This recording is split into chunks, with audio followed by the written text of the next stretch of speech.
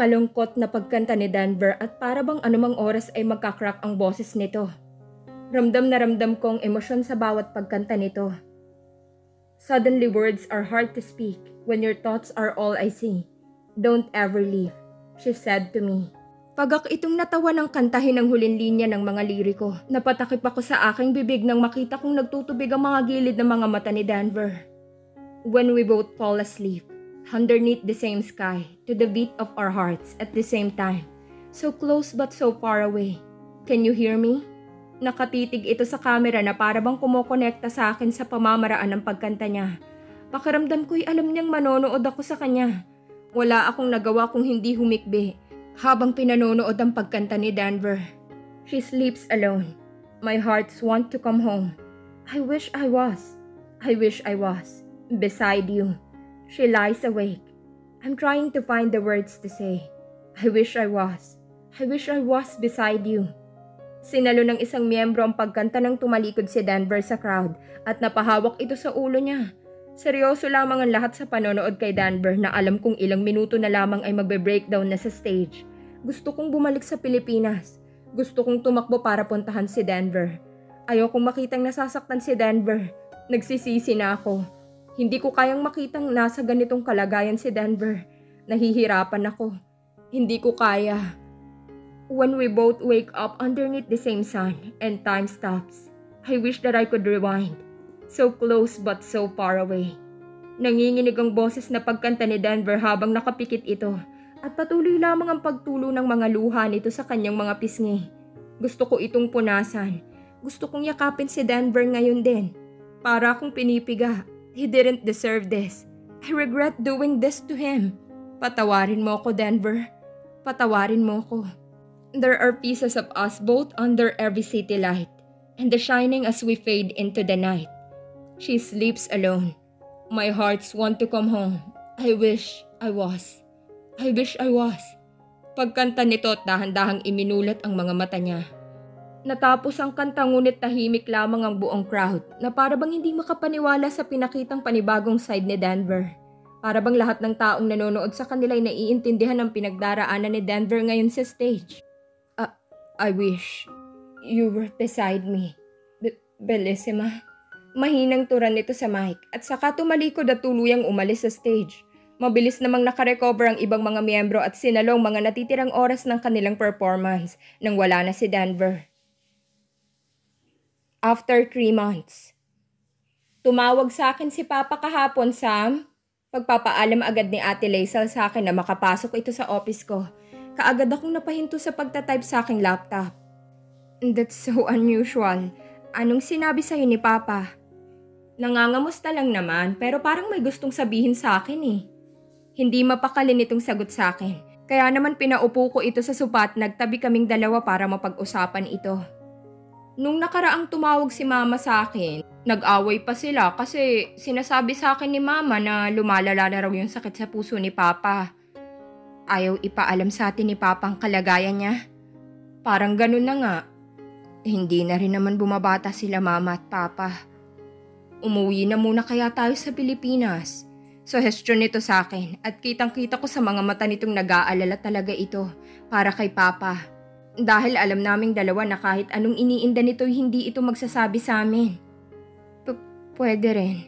Nauutal na sagot ko kay Ate Laisel dahil kahit na hindi pa ako handa para bumalik sa Pilipinas ay kailangan ko na rin itong gawin dahil hindi na ganoon kaganda ang kalagayan ni Papa sa Pilipinas. Schedule it by next month. Umuwi tayo after kong makausap ang mga... Anong schedule it by next month? Marami pa tayong need tapusin na papers dito sa Thailand. Hindi tayo pwedeng basta na lang umalis. So kailan mo babalak umuwi ng Pilipinas? Kailan ka ba magiging pwede? Kailan ka magkakaoras? Kapag lamay na ni Papa o ni Mama? Masama ang tinging sabi sa akin ni Ate Laisel. Kaya naman napayuko ako at nanahimik dahil may punto ito. This week, Samantha, within this week, uuwi tayo sa Pilipinas. Ako naman ang pakinggan mo ngayon. Seryoso nitong turan sa akin. Bago tumayo at naglakad papalabas sa opisina. Napasabunot na lang ako sa aking buhok dahil sa inis. Bakit pa ganito ako sumagot? Hindi naman ako ganun ka-workaholic para isacrifice ang buhay ng mga magulang ko. Tumayo na lang ako para lumabas na rin sa opisina dahil meron akong pupuntahan na monthly meeting with our investors. Pumasok agad ako sa elevator at napasandal na lamang ako sa sobrang pagod at pag-iisip. Hindi ko na rin alam kung anong nangyari matapos akong umalis sa Batangas. Ilang buwan na rin ang lumipas. Hindi ko nga rin alam kung may pakinabang ba talagang ginawa kong paghihigante dahil lahat sila'y pinutol kong mga koneksyon ko sa kanila. Nagmamaneho na ako papunta sa venue ng meeting nang biglang tumawag sa akin si Ate Laisel. Hindi ko alam pero minabuti kong gumilid muna dahil ibang kabog ng dibdib ko sa pagtawag ni Ate Laisel sa akin. Samantha! Si Mama! Umiiyak na sambit sa akin ni Ate Laisel. Kaagad akong binalot ng takot nang marinig kong sunod-sunod itong paghikbi sa kabilang linya. Anong nangyari? Anong meron kay Mama? Kaagad kong tanong kay Ate Laisel at kaagad ako naghanap ng U-turn section pabalik sa kumpanya. Umiiyak lang ito habang nagmamadali akong magmaneho. Ate Laisel, tell me kung ano nangyari kay Mama. Huwag ka munang umiyak. Nagmamaneho ako. Hindi ko alam ang mga nangyayari. Biglang tumunog ang personal cellphone ko. Kaya naman tinignan ko kung sino ang tumatawag sa akin. Nanindig ang mga balahibo ko nang makitang si Papang tumatawag. Dahil malimit lang ako nitong tawagan lalo na kapag importante lamang ang sasabihin nito. Sinagot ko rin ang tawag upang malaman ang mga nangyayari. Dahil nagpapanik na si Ate Laisel at hindi na makasagot sa akin. Hello, Papa? Ano pong nangyari kay Mama? Anak, ang mama mo. Nakidnap. Umiiyak na sabi agad ni Papa sa akin kaya naman halos gumuho ang mundo ko. Kaagad akong nakabalik sa kumpanya at lumabas ako sa kotse. Pero napakapit ako sa isang gilid para hindi tuluyang bumagsak ang katawan ko dahil nanginginig na ang mga tuhod ko. Kinidnap si Mama? Hindi ko alam ang gagawin ko, anak. Tulungan niyo ako ng ate mo, ang mama mo. Papunta na kami ni Ate Laisel sa airport, Papa. Uuwi kami ni Ate Laisel dyan sa Pilipinas. Ngayon din. Lumabas sa elevator ng building si Ate Laisel kaya naman hinintay ko na lang itong makalabas at nanakbo ulit kami papasok ng kotse para magpunta na sa airport dahil emergency na ito. Mabilis akong nakakuha ng tiket pa uwi sa Pilipinas. Kaya naman dire-diretso lang kaming dalawa ni Ate Laisel kahit wala kaming kahit anong dala pa uwi. Kailangan kaming dalawa ni Papa ngayon. Baka atakihin ito sa puso kung walang dadamay rito. Masyadong nakakabigla ang mga pangyayari. Kailangan naming hanapin si Mama kung saan man siya dinala ng mga kidnappers bago mahuli ang lahat. Samantha, si Mama! Paano natin siya hahanapin? Tumigil na sa pag-iyak si Ate Laisel pero bakas pa rin sa mukha nitong takot at pagkabalisa. Pati rin naman ako nakakaramdam na ng pangamba at pag-aalala dahil baka kung anong mangyari kay Mama. Napipilan ako at walang masagot sa tanong ni Ate Laisel. Dahil ako rin mismo hindi rin alam paano kami magsisimula sa paghahanap kay Mama. Hindi ko rin alam. Ang mahalaga makauwi muna tayo ngayon. Kailangan tayo nila Papa at Mama. Pagpapakalma ko kay Ate Laisel, hindi ko alam ang dapat maramdaman. Kaya dapat muna ako maging kalmado dahil wala ring magagawa ang pag-hysterical dito sa eroplano. At baka mapornada pa ang pag-uwi namin. Si Ate Laisel ay nanginginig sa kinauupuan niya at mukhang anytime may magbe-breakdown na ito. At hindi ko nagugustuhin pang sumabay sa kanya. Sana nasa maayos na kalagayan ngayon si Mama. At hindi siya sinasaktan ng mga kung sino mga hayop na dumakip sa kanya. Anong kailangan nila sa amin? Bakit si Mama pa talaga? We are now arriving at the Ninoy Aquino International Airport. Please check your belongings. Wala na kaming sinayang na oras ni Ate Laisel dahil kaagad kaming tumakbo papalabas ng airport at saka sumakay sa sasakyang naghihintay para sa amin dalawa. Maayos at kalmado ng galaw ni Ate Laisel, kaya naman napanatag na ako. Makakapag-isip na kaming dalawa kung anong dapat naming gawin. Sa biyahe namin pa uwi, hindi ko rin maiwasang mag-isip ng mga posibilidad. Anong kailangan nila kay Mama? Bakit nila kinidnap si Mama?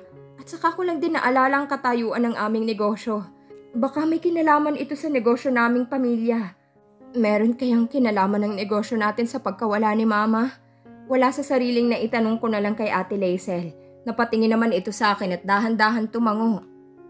Hindi naman yun malabo o imposible. Kung kailangan man ng mga taong yun ng pera, sana hindi nila saktan si Mama. Ilang oras pa bago huminto ang sasakyan sa tapat ng bahay. Kaagad kami nagpasalamat sa driver at bumaba na kaming dalawa. Napatigil pa ako sa harapan ng bahay. Nakabalik ako rito nung ilang buwan nang nakalipas. Pero paningin ko ay palaging bagong bahay namin. Hinahanap-hanap palagi ng aking mga mata ang itsura ng aming bahay. Papa, nandito na po kaming dalawa ni Samantha.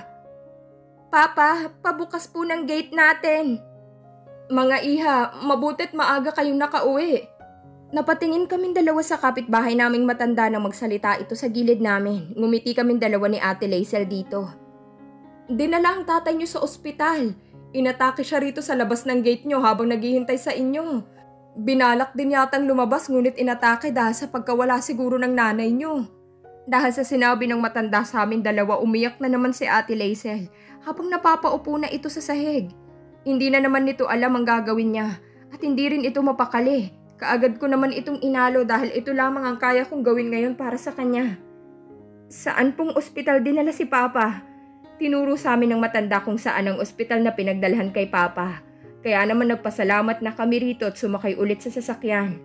Wala pang ilang minuto ay nakarating na kami sa pinakamalapit na ospital sa bahay namin. Excuse me po, nurse.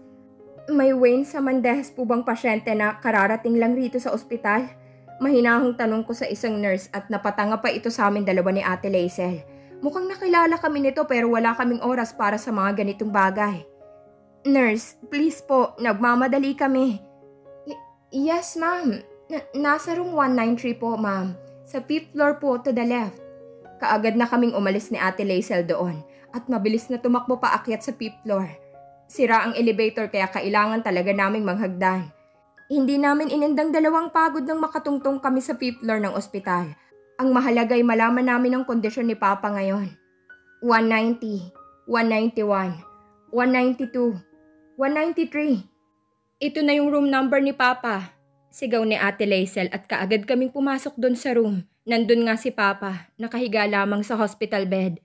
May kasama itong isang lalaki na mukhang kapitbahay namin. Papa? Umiiyak na sabi ni Ate Laisel habang lumalapit kay Papa. Unconscious si Papa ngayon at mukhang pagod na pagod ang itsura nito. Hindi siguro nito inalala ang sarili dahil sa pagkawala ni Mama. Salamat po sa pagdala sa Papa namin dito sa ospital. Sobrang nagpapasalamat po kami ng pamilya ko sa inyo. Yumuyo kong sabi ko sa lalaki. Humawak ito sa balikat ko at saka itong ngumiti sa akin. Hay nako, Ineng, ayos lang yun. Okay lang yun. Ang mahalaga ay ligtas na ang Papa nyo ngayon. O siya, maiwan ko na kayo rito. Nagpaalam na ito sa amin dalawa, kaya naman inihatid ko ito hanggang sa pintuan ng room ni Papa. Matapos itong makaalis ay umupo naman ako sa tabi rin ni Papa. Mabilis na pumatak ang mga luha ko nang makita ko ng malapitan ng itsura ni Papa. Halatang puyat at pagod ito. Hindi na naman niya inalalang sarili niya. Papa, sinabi na namin sa iyo wag mong pababayaan ang sarili mo. Pati si Mama ay mag-aalala sa ginagawa mo sa katawan mo. Pangangaral ni Ate Laisel kay Papa kahit hindi naman ito gising ngayon. Pumuntong hininga na lang ako at saka humawak sa kamay ni Papa. Pagaling ka po, Papa. Hahanapin namin si Mama. Tumunog ang cellphone ni Ate Laisel. Hindi niya ito pinapansin kaya naman kinalabit ko na siya para sagutin niya ito. Cellphone mo, Ate Laisel. Kanina pa yan tumutunog. Baka emergency.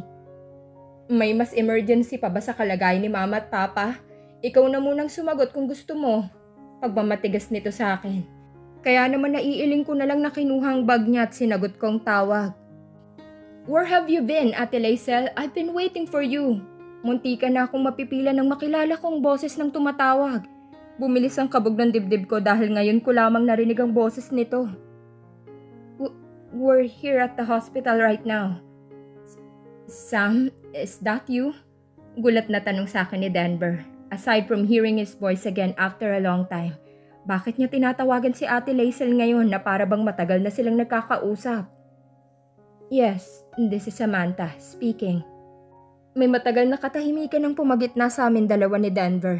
Para bang tinatansya nito kung ibababa niya ang tawag o kakausapin niya pa ako. What happened? Bakit nasa ospital kayo? Papa is in a bad condition. Inatake siya kanina pero mabuti na lang at nadala agad sa ospital. Pagpapaliwanag ko sa kanya. Kaagad naman akong nakarinig ng mga bagay-bagay sa kabilang linya. So, nasa Pilipinas na ulit kayo ngayon? Tanong nito sa akin. Kaya naman napalunok ako ng aking sariling laway. I don't like how kind and gentle Denver sounds right now. Lalong lumalala ang guilt na nararamdaman ko. Yes, nandito kami ngayon sa Pilipinas. Sagot ko at saka namatay ang tawag ni Denver. Kumunot ang noo ko bago ibalik ang cellphone ni Ate Laisel sa bag niya. Don't ask me why he's calling me. This is not the right time to tell you. Mahinahong sabi ni Ate Laisel. Kaya naman tumanguna lang ako bago lumabas ng kwarto.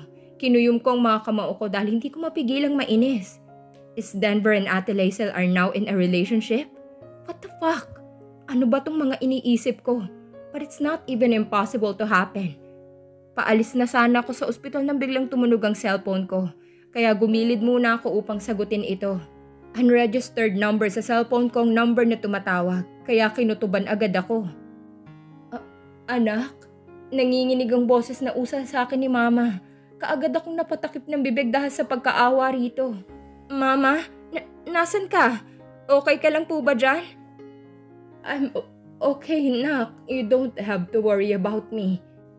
Sinabi ko bang magsalita ka pa? Tahimik! Sigaw ng hindi pamilyar na lalaki sa akin. Napapikit ako dahil sa inis. Ikaw palang anak nito? Samantha Samandejas, hindi ba? What do you want from me? Mahinahong tanong ko rito at natawa naman ito sa akin. Matalino ka naman ah. Alam na alam mo agad kung may kailangan ng isang tao sa'yo, Samantha. I don't even know who you are and money is the only reason why you are freaking doing this.